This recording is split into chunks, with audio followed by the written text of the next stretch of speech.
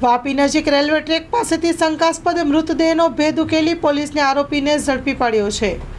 વાપીના Balitha railway track પાસે એક અજાણ્યા ઈસમની લાશ મળેલી એવી પોલીસને જાણ થતાં પોલીસ સ્થળ ઉપર પહોંચી ગયેલી અને આ લાશ બાબતે તપાસ કરતા આ લાશ વાપીના રામબિહારી જીતુ ભારદ્વાજની હોવાનું એના દીકરાએ ઓળખી બતાવેલું।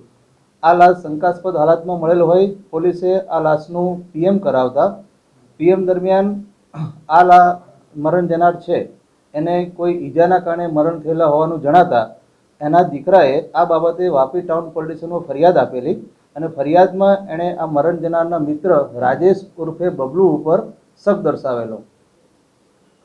આ ફરિયાદના આધારે પોલીસે તપાસ શરૂ કરતા રાજેશ ઉર્ફે બબલુને મળી આવતા એની પૂછપરછ કરતા રાજેશ ઉર્ફે બબલુએ આ મરણ જનારની પોતે છરીના ઘા મારીને હત્યા કરેલી છે એવો ગુનો કબૂલેલો હતો।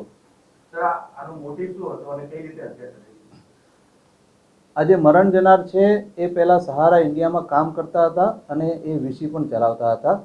આરોપી છે રાજેશ ઉર્ફે બબલુ, એણે મરણ જનાર પાસે વીસીમાં 8 લાખ રૂપિયા લેવાના હતા અને સહારા ઇન્ડિયામાં પણ એને 8 લાખ રૂપિયા રોકેલા હતા। એમ મળીને કુલ 16 લાખ રૂપિયા આરોપીએ મરણ જનાર પાસેથી લેવાના હતા। અવારનવાર આરોપી મરણ જનાર પાસે પોતાના રૂપિયાની માગણી કરતો હતો, પરંતુ મરણ જનાર રૂપિયા આપતો ન હતો। બનાવના દિવસે આરોપી અને મરણ જનાર બંને જણા આરોપીનો હોલસેલ કેરી વેચવાનો ધંધો છે એના માટે વણખંભા મુકામે ગયેલા અને ત્યાંથી વાઘછીપા ગામે એક વાડી ઉપર ગયેલા કેરીઓ લેવા માટે।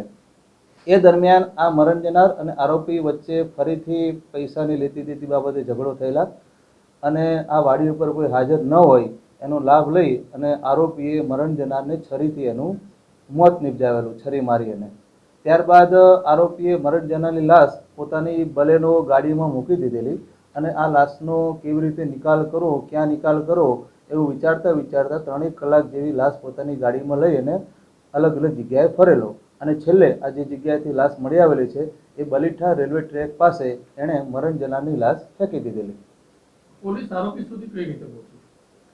ફરિયાદની અંદર મરણ જનારના પુત્રએ આરોપી ઉપર શક દર્શાવેલો, એના આધારે પોલીસ ટેકનિકલ સર્વેલન્સ અને બાતમીદારો આધારે આરોપીને તપાસ કરી અને ઝડપી પાડેલો। અગાઉ પણ આની ઉપર હુમલો થયો હતો એવું કંઈક બનાવ અત્યારે એવું તપાસ દરમિયાન ધ્યાનમાં આવેલ નથી।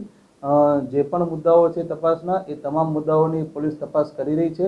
હાલમાં આરોપીએ આ પ્રકારનું કારણ જણાવેલું છે, આ સિવાય અન્ય કોઈ કારણ છે કે કેમ એ બાબતે પણ પોલીસ તપાસ કરી રહી છે।